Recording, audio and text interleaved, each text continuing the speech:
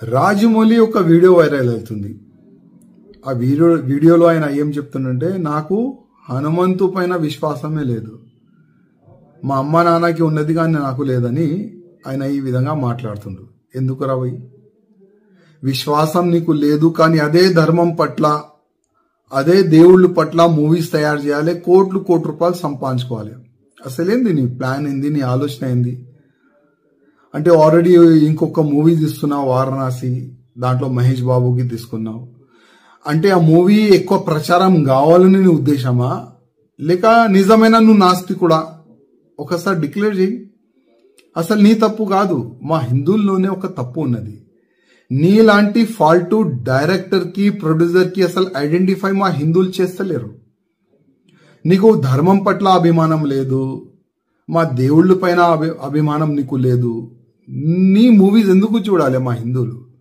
Baahubali movie తీసినావు, ఆ ప్రభాస్తోని శివలింగం లేపట్టినావు, దాంట్లో కోట్లు రూపాయలు సంపాదించుకున్నావు ఆ మూవీతోని, ఫస్ట్ పార్ట్ సెకండ్ పార్ట్ తోని.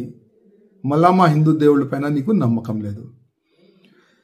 మా హిందువులకి ఒక మాట చెప్పాలంటున్నా, ఇది ఈ రాజమౌళిది ఇది ఫస్ట్ కామెంట్ కాదు. గతంలో కూడా భగవాన్ శ్రీకృష్ణ దాసులు అంటే ఉంటాయి కదా, 16,000 దాసులు కాదు లవర్ అని ఈ విధంగా ఆయన గతంలో కూడా కామెంట్ చేసిండు. మళ్ళా నాకు రాముడి పైన విశ్వాసం లేదు, రాముడి స్టోరీ బోరింగ్ స్టోరీ అని కూడా ట్వీట్ కూడా గతంలో చేసిండు. ఇప్పుడు హనుమంతు పైన కామెంట్ చేసిండు. నా హిందువులారకి ఒక నివేదిక చేస్తున్నా, ఇట్లాంటి ఫాల్తూ డైరెక్టర్, ఫాల్తూ ప్రొడ్యూసర్ పైన కంప్లైంట్ ఇవ్వండి. ఇట్లాంటి వ్యక్తులకి జైల్లో పడేస్తే అర్థమవుతుంది, హిందూ దేవుళ్ళ పైన కామెంట్ చేస్తే అసలు ఏమవుతుంది నా గతి అని ఈయనకి అర్థమవుతుంది. అదేవిధంగా ఈ ఫాల్తూ డైరెక్టర్ ప్రొడ్యూసర్ తీసిన మూవీ ఎవరు కూడా చూడకండి. మనం చూస్తాం కోట్లు రూపాయలు, 100 కోట్ల రూపాయలు, 1000 కోట్ల రూపాయలు ఈయనకి సంపాదిస్తాం. అందుకోసం ఈ నాస్తికుడు మన ధర్మం పైన ఏ నోరుకొస్తే అది కామెంట్ చేస్తుండు.